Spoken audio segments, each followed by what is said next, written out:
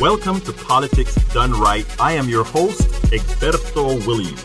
This is the progressive program that will take the mystery out of politics. This is the program that will encourage you to make sure government becomes we the people. Whether you are liberal, conservative, or otherwise, you get to air your point of view.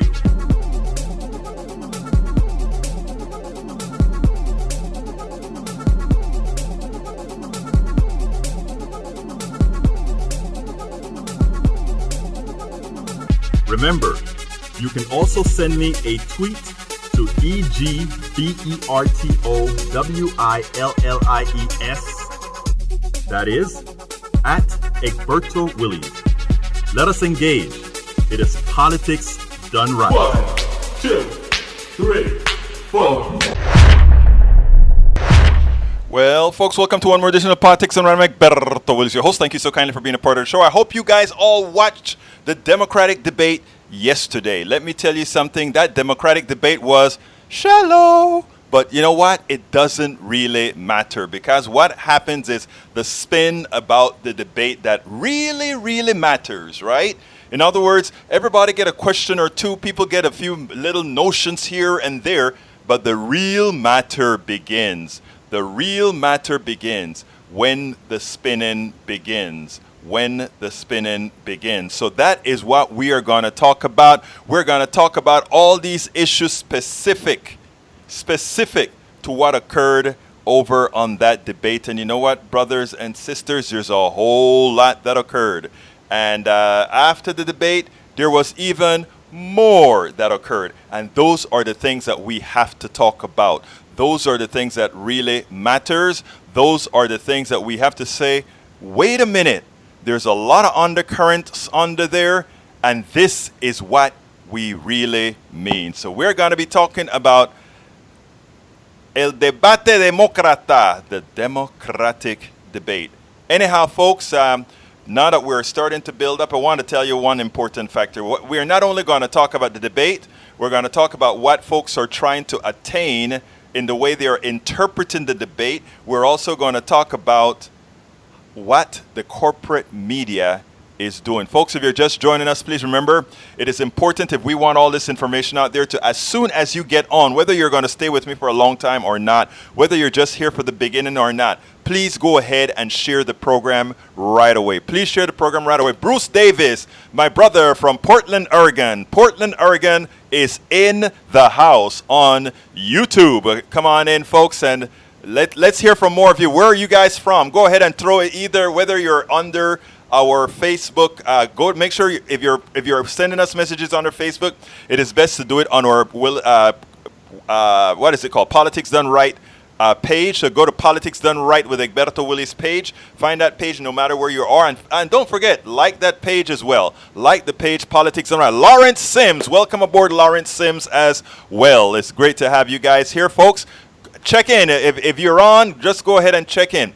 Again, if you're just coming on to us, folks, remember, go ahead and share the program. I'm spending the first 30 seconds or so asking you, let's get busy and let folks know how we are going to take over the media. Because what you heard, the spin that you heard after the Democratic debate, is a spin that is dangerous for the middle class. It is dangerous for the poor. You know why? Because what they were there to do is to tell you that what you saw with your own eyes, what you heard with your own ears, that somehow you heard it wrong. But anyhow, I'm going to start as soon as I think we're kind of building our audience right now. But what I want to do, or live audience, or podcast audience, you're always there with me, my brothers and my sisters. You're always there with me. What I want to do is I want to start you off with Joe Biden's gaffe, right? This is sort of away from the context of the show that I want to present, but I want to show you his gaffe, and I want to explain something about that, because Klobuchar made some very good statements yesterday that I didn't make a cut of it, but I want to talk about it. But before we go ahead, I want you to listen to show you what happened with Joe Biden, and then we'll take it on the other side. Here we go. And then there's the Biden debate, which was scored as a kind of flawlessly solid debate for him until this colossal gaffe, where it's a gaffe unlike any other I've seen in a debate performance, because it's literally about a person who's standing on the stage who he, in this moment, has forgotten exists. I have more people supporting me in the black community that have announced for me because they know me. They know who I am. 3 former chairs of the Black Caucus, the only African-American woman that ever been elected to the United States Senate, a whole range of people. No, my point is, that's not true. The other one is here. I said the first. I said the first African-American elected.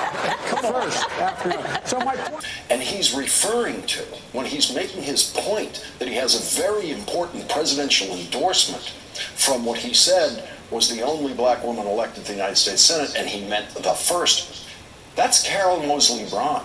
And I may be the only person in the audience who knew who he was talking about. No,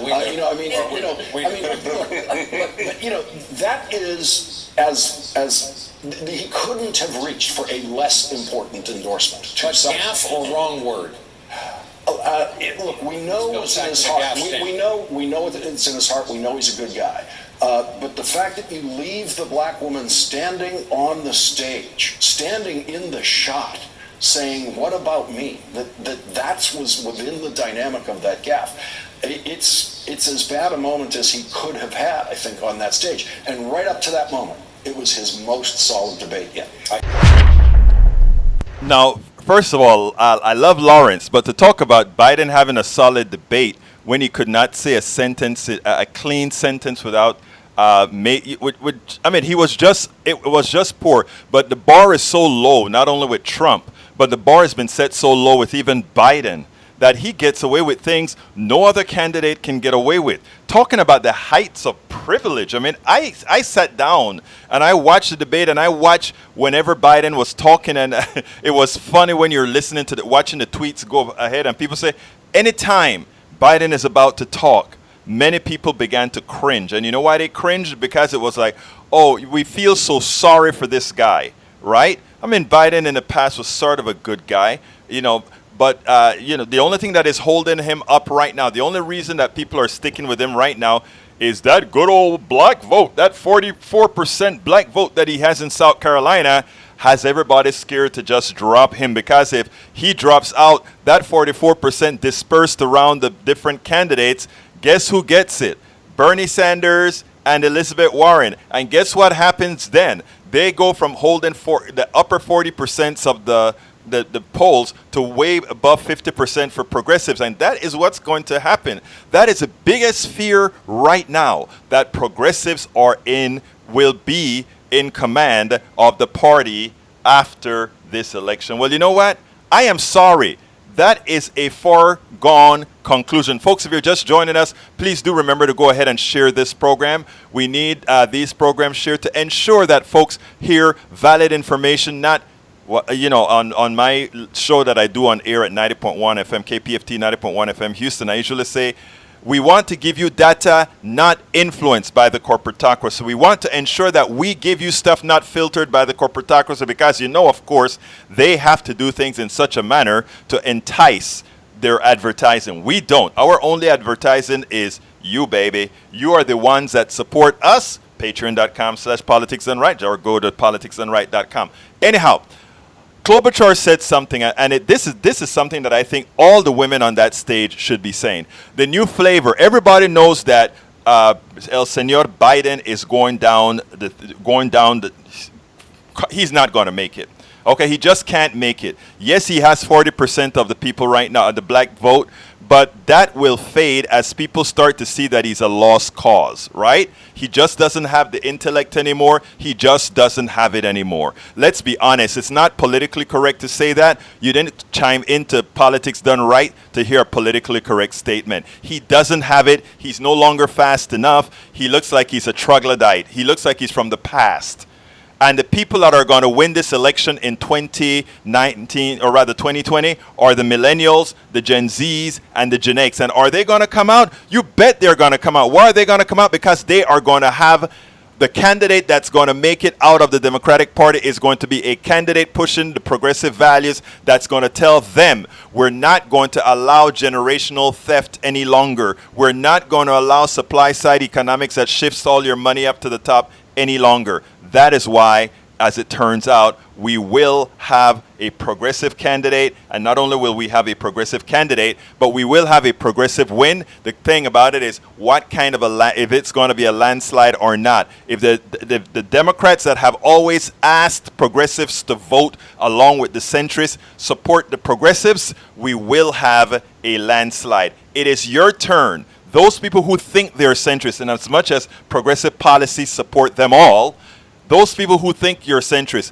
it is your duty now, when we elect that primary candidate that will be a progressive, it is your duty, just as we did for Hillary Clinton, for you to do now for either Bernie Sanders or Elizabeth Warren.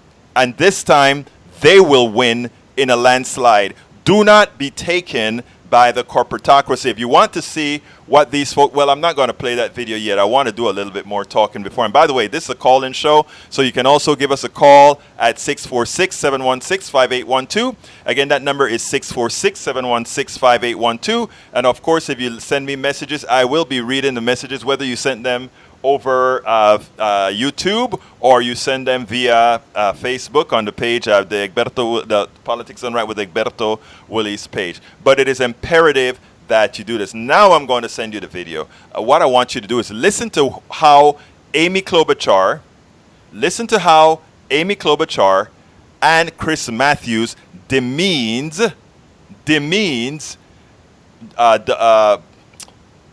Elizabeth Warren and Bernie Sanders. This is blasphemy. Well, progressive blasphemy. Here we go. The concern in the Democratic Party is not whether it is moving too much to the left. It's not whether can we win if we're moving to the left. It is about who controls the party and what they want and who they want to protect. Amy Klobuchar joined Chris Matthews in demonizing what is fair, moral, and honest. She used GOP talking points just as did Chris Matthews. They should both be ashamed of themselves. I noticed something tonight that is growing within each debate. It is a real San Andreas fault in the Democratic Party today. You can talk all about you all don't like Trump, you don't want to get rid of it, but Bernie won't even agree with that. His first chance tonight, and he basically said, this isn't about getting rid of Trump. This is about my big social democratic revolution I want to start. Going through the same old litany of numbers. He doesn't accept your argument. You got to get some moderate center-left Democrats, some centrists, and some Republicans. Yeah. And then you and Buttigieg and the vice president, the former vice president, all argued you have to go for a larger audience than just the hard left. And Elizabeth Warren damn well doesn't accept it either. No. That's the fight, isn't it? I think we will be able to work this out because we did it in many past elections. What unites us, Chris, is so much stronger than what divides us. What I don't like about this is that when you look at just what happened in Kentucky, in Virginia, and they continue to make the case for free everything. And as I said today, I know these things sounds good on a bumper sticker, and maybe they want to throw in a free car, but I really don't think that is what people want. What do you think when you hear a candidate saying, I'm going to get you preschool? We're going to pay for it all across the country. I'm going to pay for student loans. We're going to take care of all that. We're going to have health care, if not immediately, within 3 years for everybody. Everybody's going to get free health care. So here's what I didn't get a chance to say today. When it comes to education, we should be matching our education system with the jobs in our economy. And to me, that means no, you don't just make everything free and you don't pay for free college for rich kids. Look at this. The fastest growing degrees are 1 and 2 years. We do not have a shortage of CEOs or MBAs. We have a shortage of plumbers. The left being honest? I think that they are being honest about what they want to do, and I have all respect for them. I like Elizabeth, I like Bernie, I have respect for them, but I simply have a different way. I don't know if you guys see the condescension. Her comment that she talks about, we have enough CEOs, what we need are plumbers. Do you see the class arrogance there? In other words, you know, we don't have to worry about CEOs. That's taken care of already. Those aspiring kids who want to be CEOs, let them be plumbers. They don't see it. The other thing that Chris Matthews says is, oh, they want free healthcare and free education. Number one, no, we don't want free healthcare. We want everybody to have healthcare, and that the society provides the healthcare that all of us paid for. Not free healthcare, healthcare that all of us paid for. Pay off loans for education. The reason why these folks' education loans are so high is because through the Reagan Revolution and subsequently, we've continuously cut taxes that would have gone to educate the kids, and instead they had to take all these loans out, and in the process of doing that, they have enriched a few. So we had corporations paying less taxes to get an educated workforce they need to enrich a few. This is not free anything. The people that have been getting the free everything are the people Chris Matthews and Amy Klobuchar and all centrists continue to protect. Let's get this straight. Middle class America, they are not asking for free anything. Now here is the deal, however. They have given away a whole lot in the process of less pay, in the process of reduced taxes, in the process of paying for an education to enrich a few. That is what has been occurring. So it's not about free stuff. What Bernie Sanders and Elizabeth Warren are talking about is taking back what was stolen. And if instead of trying to hold back and giving a Republican narrative about free stuff, if instead we went back and told the truth, and instead of having Democrats split, they had a consistent narrative, they would not only win over Republicans, they would not only win over Democrats that believe they are centrist, they would win over the entire darn country, because what they're saying is, for once in our lifetime, let us have a real democracy where everybody has equal access to success and nobody is taking advantage of the other, as the corporatocracy right now takes advantage of us all. Anyhow, I hope you got all of that. But you know, just in case, let me tell you what I did.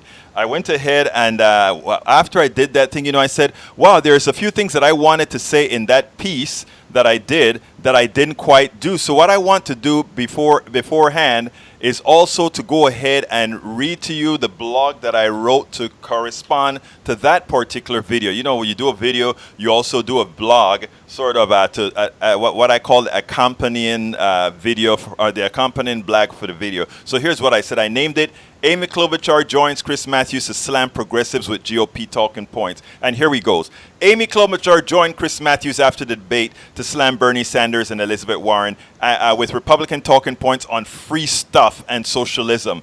Amy tried to temper the attack with her Midwestern charm, but showed she, like most centrist politicians, are there to protect the plutocracy, not to ensure the best outcomes for their constituencies.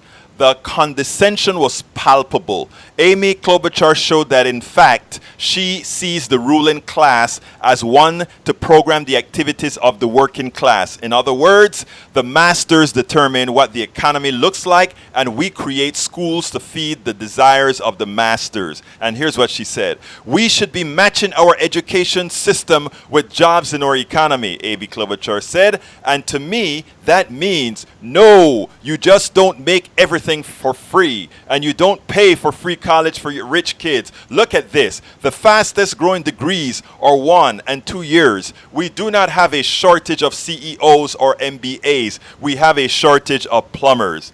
And for all these capitalists who claim the market is what runs everything appropriately, that last sentence that she said there should wake everybody up to the fraud that is our economic system. Isn't there something they always taught us about supply and demand? Why, if there are shortages or scarcities, the prices go up so that more people go there, and that's the job that they do? Check it out what I said then. I said, many will view that statement and believes it makes sense in our supposedly free market system. It is true in the master-slave true behavior of the capitalist system, not the free market system, not the free enterprise system.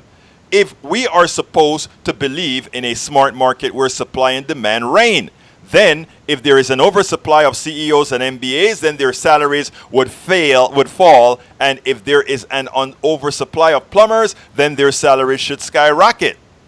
Right? In other words, here she's saying, Amy Klobuchar, presidential candidate, says there is an oversupply of CEOs and MBAs, right? And there's an undersupply of plumbers. How comes then CEOs and these people's salaries continue to go way past the average American citizen? But guess what? Guess what? Guess whose salaries don't drop? The CEO salaries keep going up the roof. The plumbers, we don't see a whole lot of plumbers run. We don't see a lot of people running to be plumbers. And you could probably say, well, maybe if you raise the price and make the market work. The truth is, the reality is that our economy is a cartel, just like OPEC, where prices are controlled by those who conquered pricing power. I want you to understand that, people. The lie is that somehow we have a meritocracy. The lie is somehow we have a free market and a free enterprise where if you are good at what you do, you come in, and if you do it better than anybody else, that you can actually succeed. And if for some reason you choose an area where there's a small supply, that you can come in droves and make a lot of money, because guess what? The market dictates that if there's a short supply, a low supply of something, the prices of that stuff goes up. Well, guess what Amy Klobuchar just said? She just admitted that the market does not work. How does she admit that the market does not work? She said the following. Look at this. The fastest growing degrees are 1 and 2 years. We do not have a shortage of CEOs or MBAs. We have a shortage of plumbers.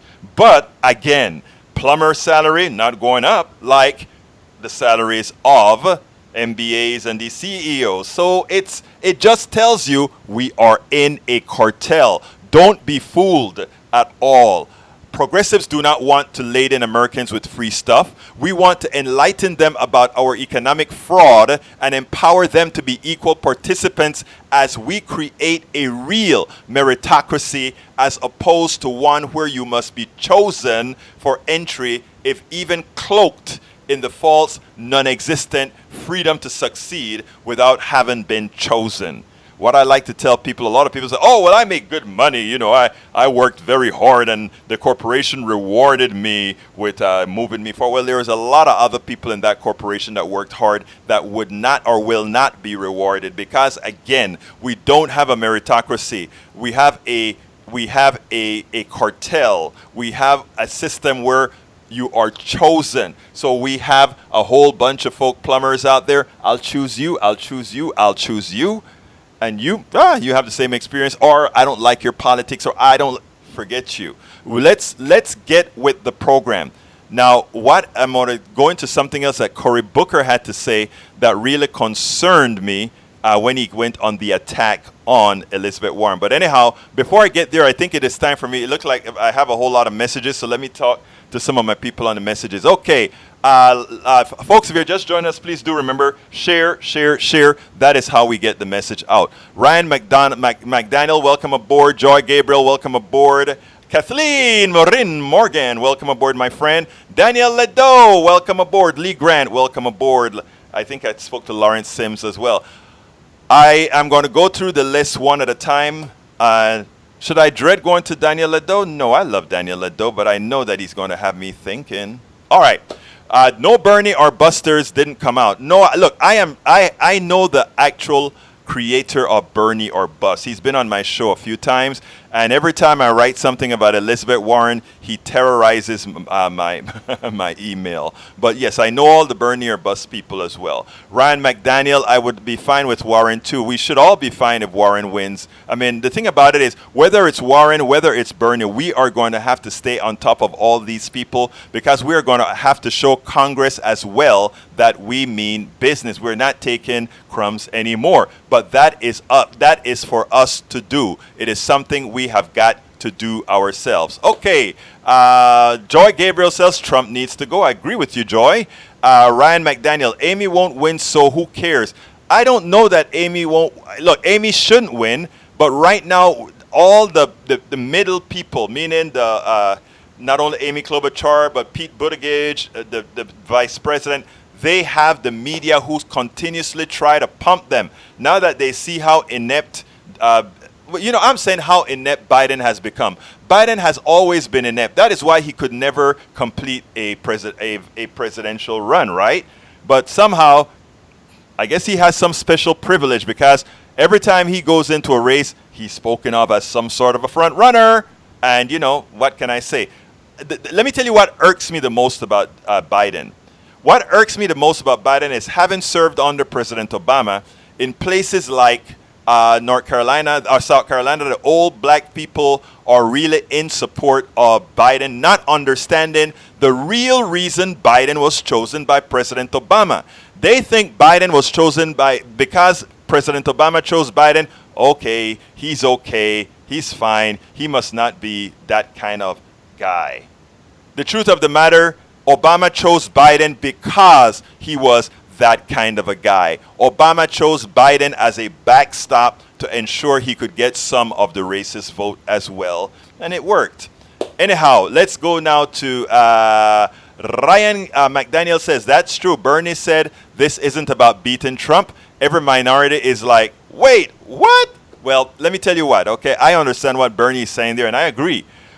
Trump, people look at Trump as if Trump is really, really bad to minorities, people of color, etc. Ryan, let me give you a little something here.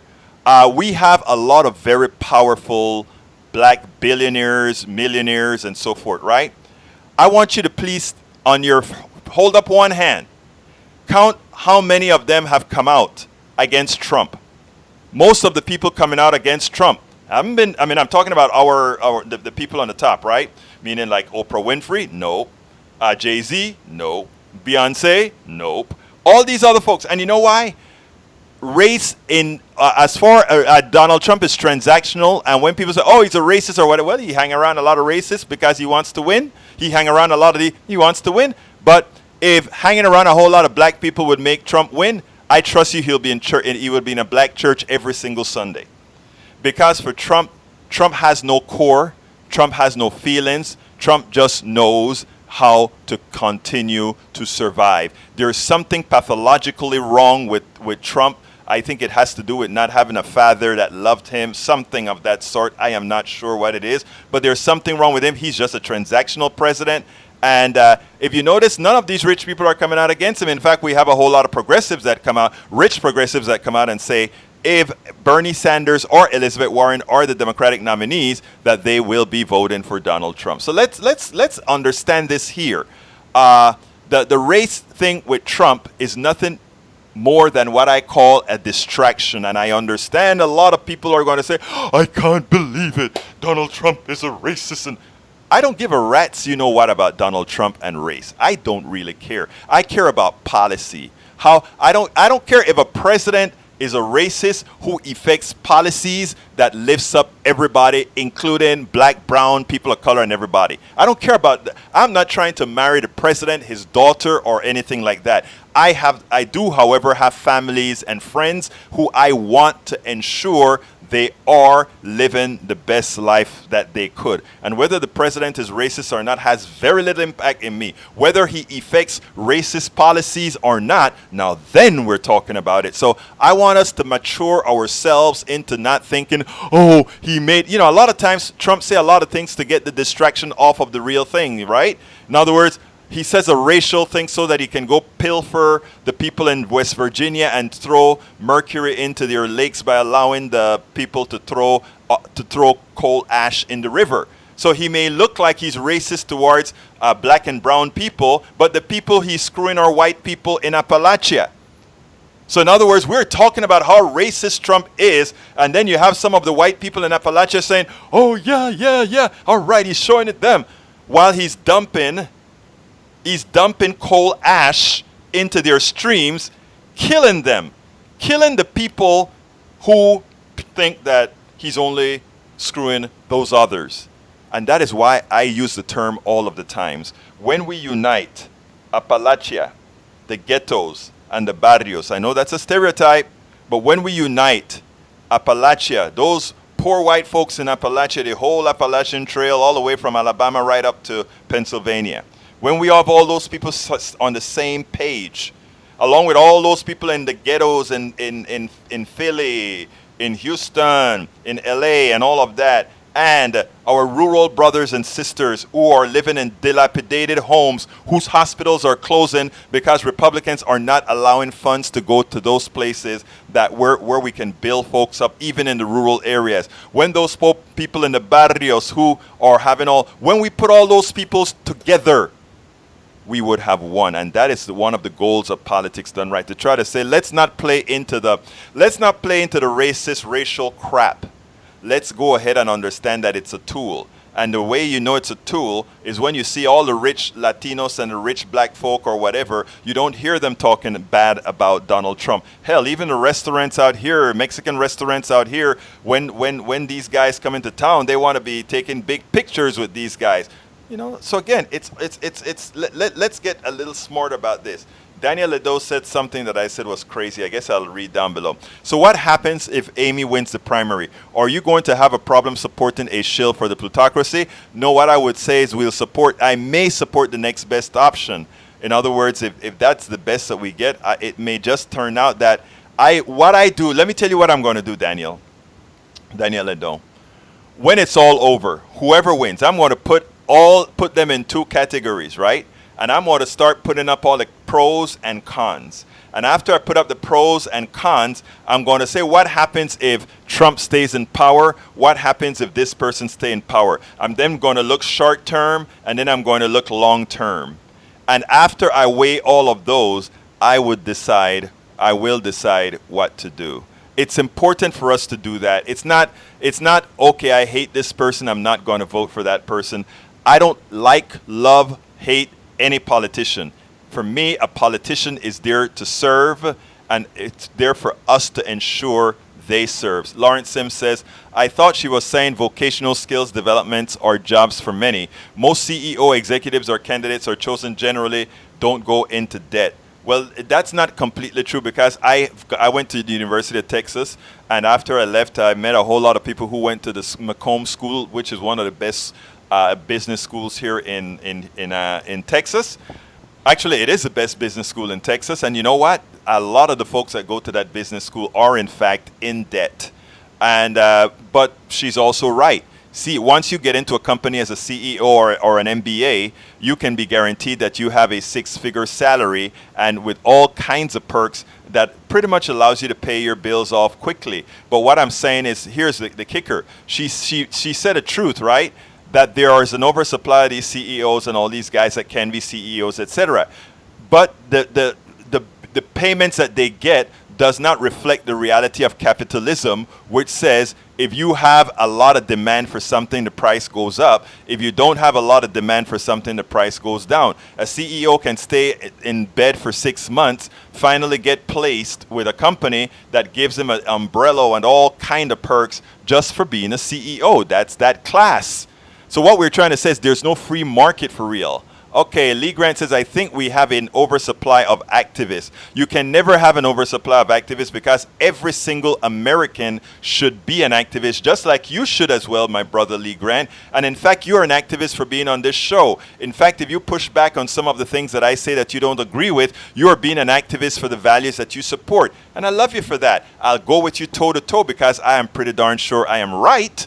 But we can go and as you've seen, those people who follow my program all the time know that I will cop to mistakes. I have no problems doing that. Ryan McDaniel says hello. Cheryl Van App says no to Warren, Bernie, or revolution, then Bernie. Let me tell you, Cheryl, I am in for Bernie as well, but I'm in for all my peeps, meaning every single American citizen. And I am, whoever comes out ahead, I'm going to be, like I just told Lado, I'll be going through the pros and cons of everything that we have to choose from at that time. But right now, you keep fighting like hell. Vulnerable populations like us, patients, are suffering under capitalism. You are right, Cheryl Van Epps. Bernie is our only hope for getting out of this mess. The one thing I want to caution you about, Ms. Epps, is let's never put all our hopes into one person. A lot of people who had been very new into the political system had put all their hopes into President Obama.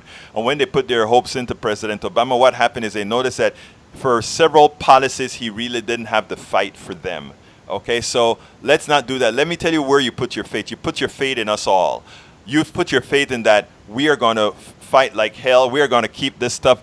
Politics Done Right is going to be out there as things happen, putting it out there, guaranteed. And that is what we do. And by the way, if you're just joining us, folks, please go ahead and share the program. Please go ahead and share the program if you're just joining us. So, Miss Epps, let's not go ahead and say, oh, it's him or nothing. Sure, let's all say Ryan grow some. Okay, I won't get into that. All right, Lawrence Sims says, with no education or a 2-year degree, you gave a salary list. Daniel Ledo says, you might want to reevaluate which side you want to be on in the revolution. I'm not sure what revolution you're talking about, Daniel, if you're talking about what Miss Epps is talking about. And then she says, then we can talk. All right. Ryan McDaniel says, if it's just a distraction, tell that to my wife. Oops, just scrolled. If it's just a distraction, tell that to my wife that is about to lose her DACA. Easy for you Bernie supporters to throw her under the bus like Bernie did in 2007. Ryan McDaniel, let me just talk about that, about Bernie and immigration. I maybe you need to explain to me what you mean by Bernie throwing your wife under the bus. I am an immigrant as well, okay? So I have deep sensitivity for your wife and what she may be going through about losing DACA, and that is one of the reasons we have to get a progressive in there. We get a progressive in there, DACA will be right back online. There's no doubt about that. But I don't understand what you meant. There's an unnecessary rift, Ryan, between Bernie supporters and past Hillary supporters. Look, I was a Bernie delegate in Philly. And I was one of those helping to keep calm in the Texas delegation when many reactions were going to occur, because I believed that we needed to support the ticket, and not only support the ticket, I wanted us to make the best of what we had. The truth of the matter, Bernie could have won. I thought Bernie could have won if we didn't have all the DNC doing the shenanigans that it did, and if we as Bernie supporters were better able to bring more of our folks out. I mean, there's a whole lot of if Ryan, but ultimately there's a winner and a loser, and we weren't the winners. But what we were the winner in is changing the platform. But what we also showed is that there was no enthusiasm for Hillary in in the most important locations that needed to have some enthusiasm for her. And those are the things that we have to mitigate going forward. So I am with you. I am with your wife as an immigrant, a naturalized citizen, an immigrant myself. And I, along with all our immigration activists out here, will be there for you, Mr. Ryan McDaniel. So rest assured, we have your back. Okay, Daniel says, so you are not an American citizen? I suspect you are not. If you were, your wife could care less about DACA, and that is not true, Daniel. DACA has another thing, and that is she could have become his wife after being on DACA. And I am not exactly sure what the situation is, because they would have considered her entrance into the United States not one that is legal. I don't know how that applies to somebody who marries somebody in DACA. So I can't give a straight answer because I don't know it. But Daniel, I can almost guarantee that you don't have a DACA issue that you necessarily know. All right. Lawrence says these gigs can't be outsourced and are in demand. Okay, you're talking about the jobs. You know, those are very good points, Lawrence, about certain jobs that cannot be outsourced. To which I say yet. And the reason I say yet is because they are in fact working on robots, and don't ever be surprised that you won't have a robot come into your house that is controlled from the Philippines that are doing the repairs on your pipes. So it's not completely true right there, for it is true right now, Mr. Sims, not necessarily true in the distant future. Daniel says, Rand McDaniel, if you are indeed married, she can naturalize after 3 years. DACA would be irrelevant. Daniel, I think you should look it up and not just tell it as an absolute, but if you're sure, I'll take that as, if you tell me that you're sure about that statement, I don't think you'll come on my show and lie to somebody who has a real personal issue. Cheryl Van Epp says, so what leads you to believe Bernie is the worst choice for DACA folks? I didn't say that. I think that was said by Ryan McDaniel. And Ryan, I imagine, should come on and answer what Cheryl asked. Cheryl also said, Egberto, I'm a patient who knows Warren means the status quo. I understand what you're saying with Warren and the Affordable Care Act and her change that says now she wants to implement it in 3 years as opposed to trying to get it passed right away. Here's what I'm trying to say, Cheryl, and I am not. We have to, those that are Bernie supporters have to work hard to make him win, and we can't have any excuses, right? You have to, if you want Bernie Sanders as your candidate, you have to go out there, and you can't just be a keyboard warrior. If there is, when you're out there in Iowa, all the Bernie strong supporters that can get to Iowa and make sure they take people to those caucuses should be there. You have to put in that effort to do that. When you go to New Hampshire and you want him to win New Hampshire, you got to be there. When you go to South Carolina, all the folks in that can make it to South Carolina, all the folks that can be phone banking, all the folks can maximize the vote for Bernie Sanders, they've got to do it. That is what we got to do, right? In other words, if you want Bernie Sanders to win, and you know Bernie Sanders has no support from the corporate media, Bernie Sanders is doing great with a media that hates him. You saw the video that I played a few minutes ago. Bernie Sanders is doing great with a media that hates him. And you saw what we got. So here's the deal. If you want this guy to win, then you have to also do the work. All the folks have to go out there and do the work. Cheryl says status quo LOL. Now let's see. Cheryl Ebb says medical errors are the third most common cause of death in the US. That's not even close to real numbers.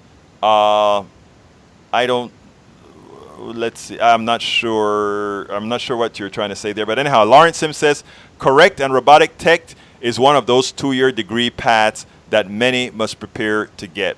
That is very true, Mr. Sims. That is very true. Okay, since I think I've answered all the questions that have come out here, so now I want to go to what I would call, it's not really the blog of the week, but it's a story that really touched me because it is so important. And it's funny because I've been preaching this as soon as Obama came out and said what he said, I said, oh my God, Obama is not worried about us winning. Obama is now part of the centrists. I mean, a lot of people have been telling me that for a long time, but I refuse to accept it. For a community organizer to make that switch, it is very difficult. And I'm telling you, I made the opposite switch. I went from one side to the next. Now, but anyhow, well, actually, I did the thing, right? Community organizer, you go up and you do your corporate stuff and you come back down again. That's what I did. But anyhow, there is an article in Common Dreams, commondreams.org. It's called OK Obama, Time to Cancel Radical Centrism. And the subtitle they used was written by Sonali Kolhatkar.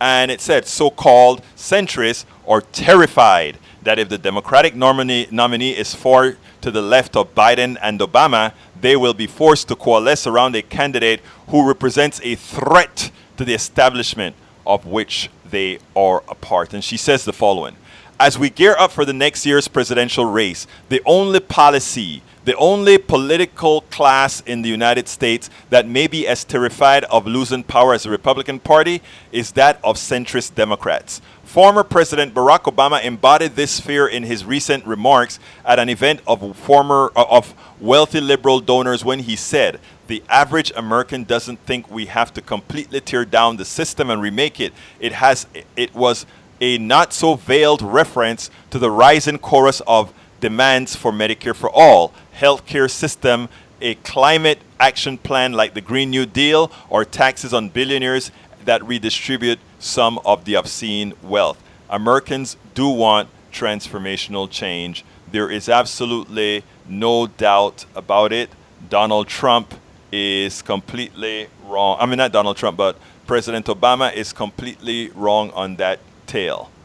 Obama's statements prompted a backlash on Twitter under the hashtag #TooFarLeft, which people are certain that if their demands for drastic solutions to solve our many serious problems are seen as too far left, then so be it.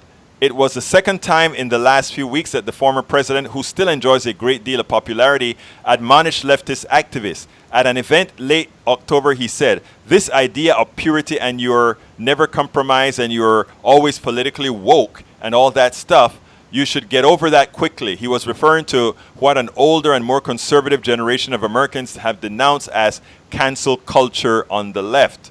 Presumably, Obama feels threatened by not just the vocal left flank of his party base, but also by two most popular presidential candidates who generally embody leftist politics: Vermont Senator Bernie Sanders and Massachusetts Senator Elizabeth Warren, who consistently draw more cumulative support in polls than the centrist front-runner Joe Biden, Obama's former second-in-command.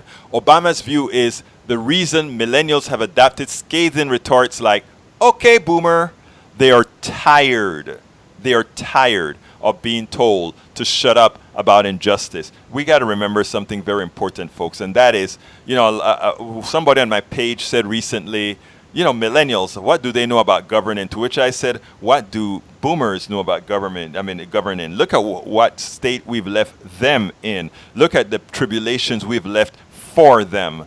So let's not start talking about governing right now, my dear brothers and sisters. Centrists are terrified, continuing, centrists are terrified that if the Democratic nominee is far to the left of Biden and Obama, they'll be forced to coalesce around a candidate who represents a threat to the establishment of which they're a part. The unflappable Sanders brushed aside Obama's criticism in an interview with the New York Times, saying, "When I talk about raising the minimum wage to a living wage, I'm not tearing down the system. We're fighting for justice." On the healthcare front, he added, "When I talk about ending the embarrassment of America being the only major country on earth that does not guarantee healthcare for every man, woman, and child, that's not tearing down the system. That's doing what we should have done 30 years ago." His words resonate with the millions of Americans who are struggling every day. But they grate on the nerves of those who have thrived on our unequal society. And that's what we have to remember. There are a whole lot of people that have made quite a bit of money, progressives included, or I should call them liberals included, on the backs of us all. Folks, if you're just joining us, please don't forget to share the program. That is how we are going to make the change. Continuing with the article. In a nutshell, American politics have titled our economic system so far in favor of wealthy elites. And this has been a large and bipartisan project that establishment lawmakers are really the ones guilty of tearing down a modest, a flawed system that once upon a time distributed riches more fairly. When Americans, the vast majority of whom are not millionaires, read reports like this one showing that for the first time in history, U.S. billionaires paid a lower tax rate than the working class last year, for Obama to ask us to not tear down the system is deeply insulting. The system that has been destroyed by billionaires and their backers in Congress and the White House, including Obama. In realizing that Sanders and Warren's popularity is indicative of a widespread anger at status quo, wealthy elites are understandably worried in their clumsy attempts to defend their unimaginable riches. What actual difference does it make to someone's lifestyle if he or she has $100 million versus $1 billion? I don't know. That's where we talk about the excesses of wealth. They haven't even earned that. And we can talk about that some other time, but that is your money. The billionaire Wall Street executive Leon Cooperman has complained bitterly about his pariah status, saying, "What is wrong with billionaires? You can't become a billionaire by developing products and services that people will pay for, as if that's all it took for him to gather his disgustingly large fortune." Cooperman conveniently left out the fair tax rates, offshore tax havens, taxpayer subsidies, and all the other ways in which the government rigs the system to favor people like him at our expense. He denounces Warren's wealth tax, saying, "I believe in a progressive income tax and the rich paying more, but this is effing American dream." She is SH on. But let me tell you, folks, and this is something you have to remember.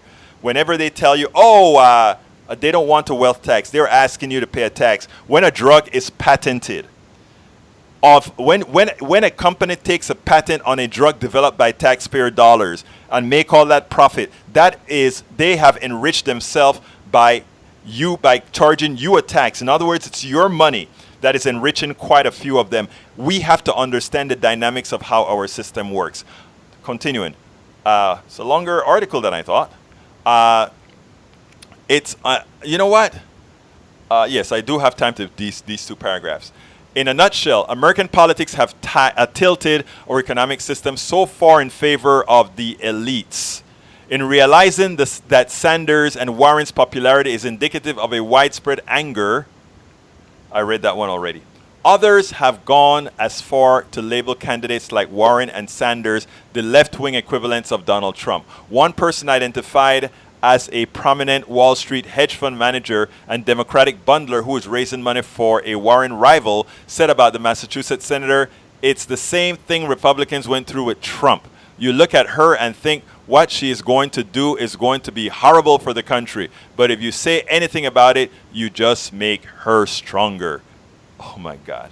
So flustered are the super rich that they have taken to running their own candidates at a relatively late stage in the game. Former New York City Michael Bloomberg, who recently joined the race, has so much personal wealth and at his command that he doesn't even need to raise campaign funds and plans to spend $100 million on anti-Trump ads. So check this out.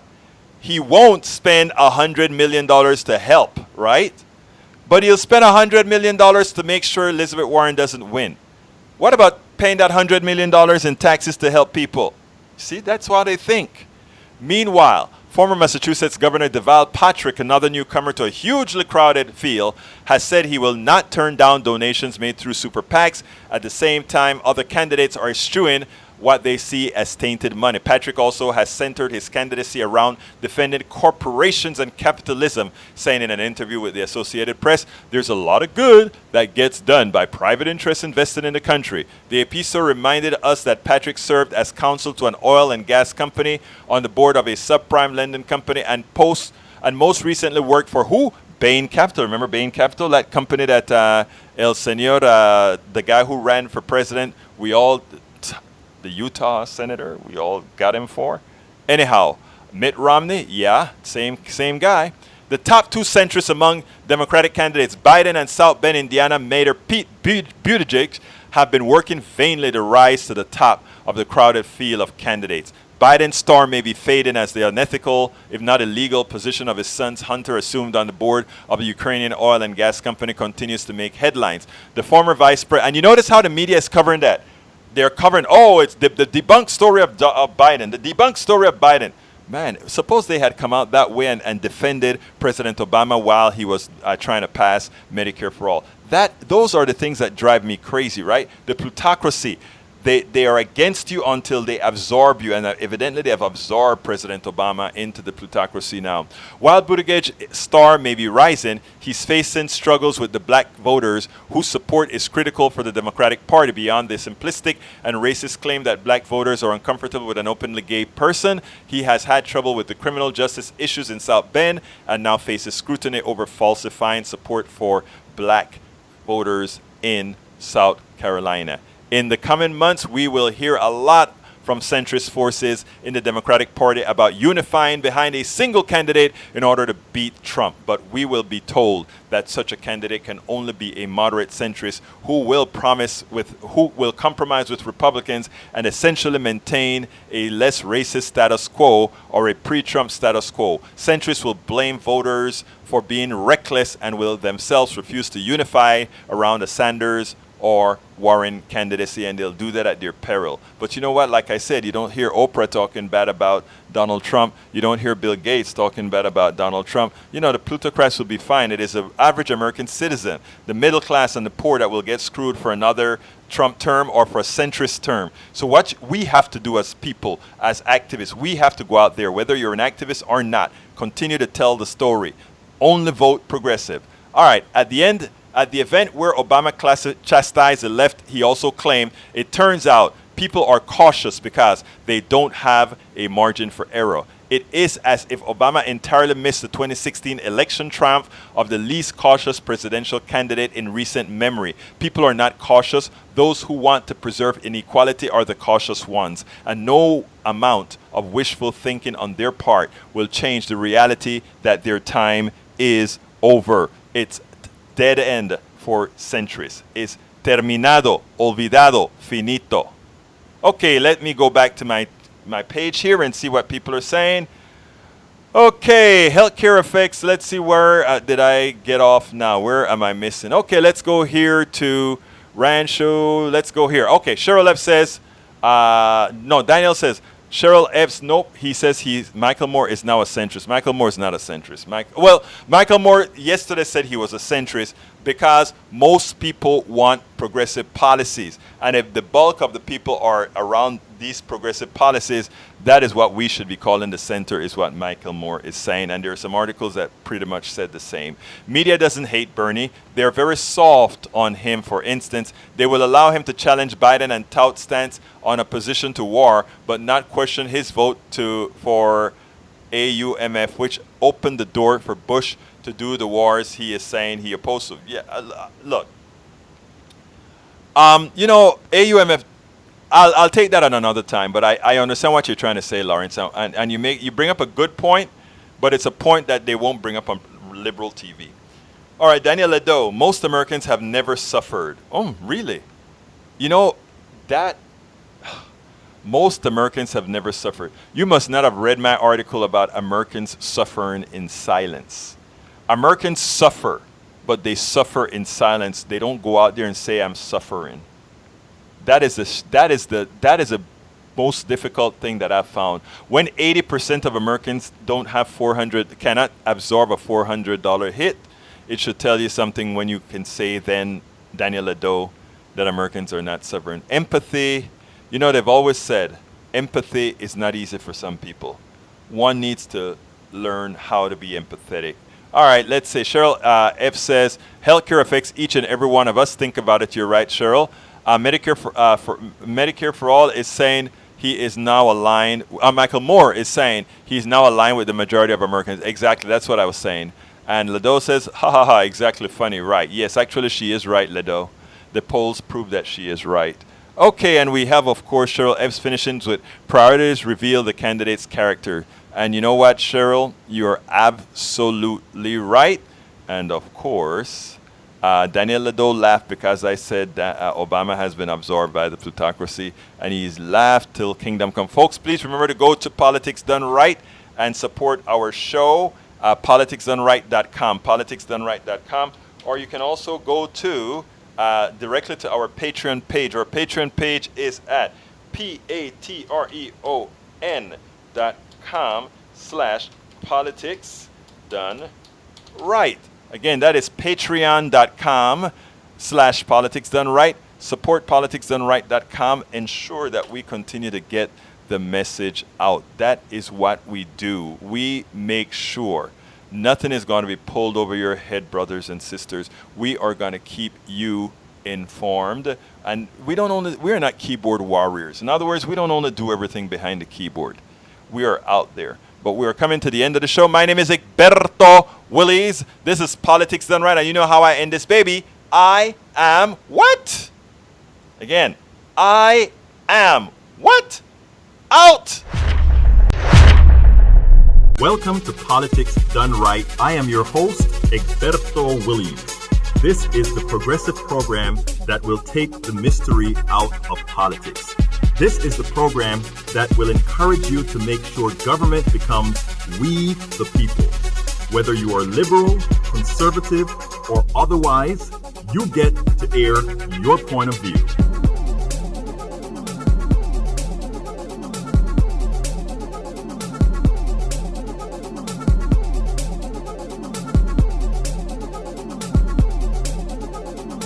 Remember, you can also send me a tweet to EGBERTOWILLIES. That is, at Egberto Willies. Let us engage. It is Politics Done Right. 1, 2, 3, 4.